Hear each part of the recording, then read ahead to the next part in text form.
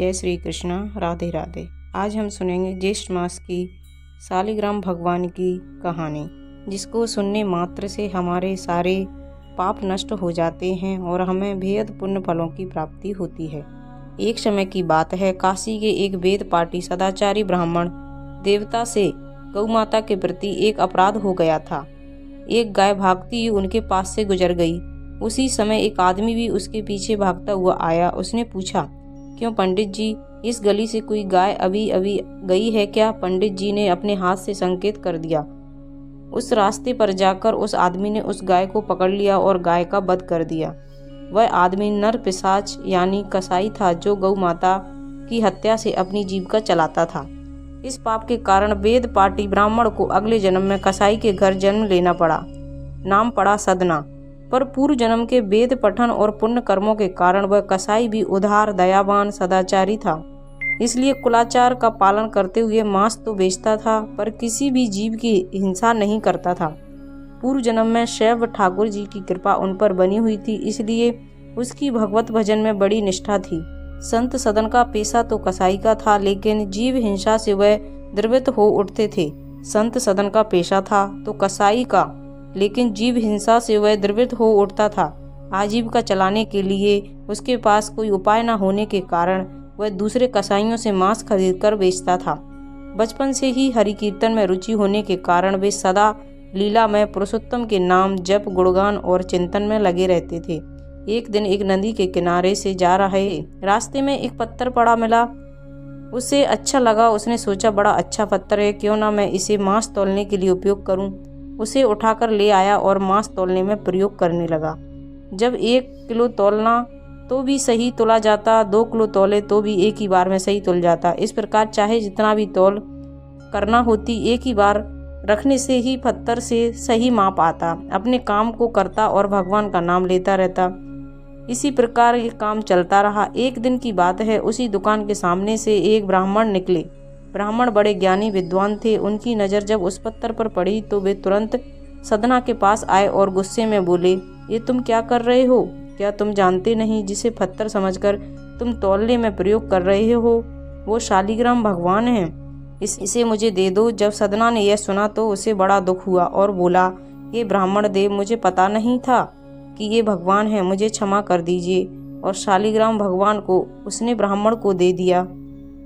ब्राह्मण शालिग्राम शिला को लेकर अपने घर आ गया और गंगा जल से उन्हें नहलाकर मखमल के बिस्तर पर सिंहासन पर बैठा दिया और धूप दीप चंदन से पूजा की। जब रात हुई और वह ब्राह्मण सोया तो सपने में भगवान आए और बोले, ब्राह्मण, मुझे तुम जहाँ से लाए थे वहीं छोड़ आओ, मुझे यहाँ अच्छा नहीं लग रहा है।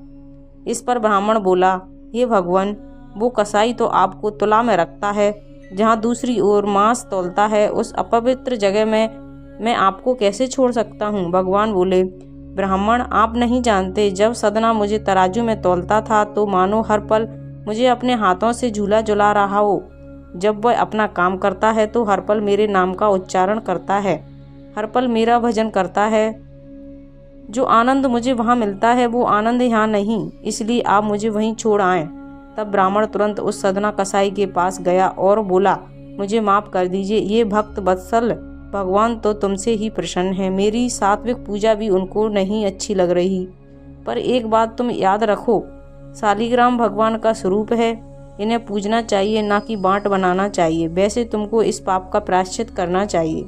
ब्राह्मण देवता के वचनों को सुनकर श्रद्धावान प्रेमी भगत सदन कसाई अपने अनजाने अपराध को स्मरण कर दुखी हो गया। उसने इस पाप से प्रायश्चित के लिए पतित पावन भगवान जगन्नाथ की यात्रा कर उनके दर्शन कर शरण में क्षमा मांगने का मन बना लिया।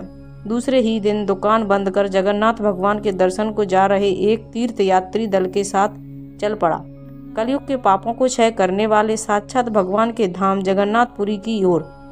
मार्ग में एक गांव आया। एक कुएं पर वह पानी पीने ठहर गया। उसे कुएं पर पहले से ही एक सुंदर नारी पानी भर रही थी।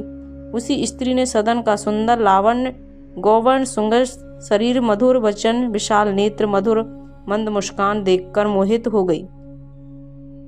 मोहित शब्दों में कहा, आप जल तो पी लीजिए, पर अब शाम बहुत हो गई है, पास में मेरा घर है, आप थके हैं, रात्रि विश्राम करके सुबह आप फिर यात्रा प्रारंभ कर दीजिए।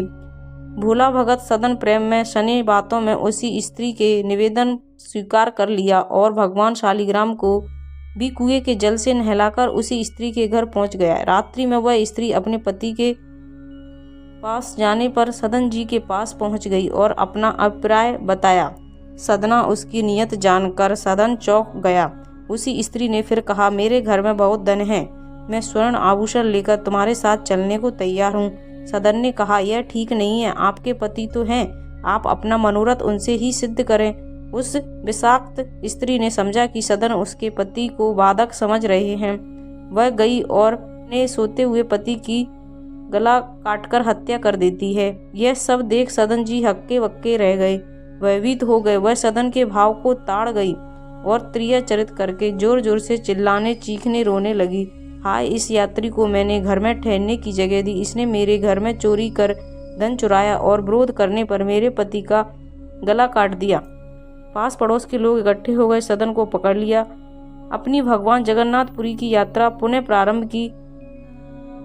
जब जगन्नाथपुरी के निकट पहुंचे तो भगवान जगन्नाथ जी ने अपने सेवक वहां के राजा को आज्ञा दी कि मेरे परम प्रिय भक्त सदन कसाई को सम्मान पूर्वक अगवानी कर गाजे बाजे के साथ पालकी में बैठकर मेरे पास लाओ।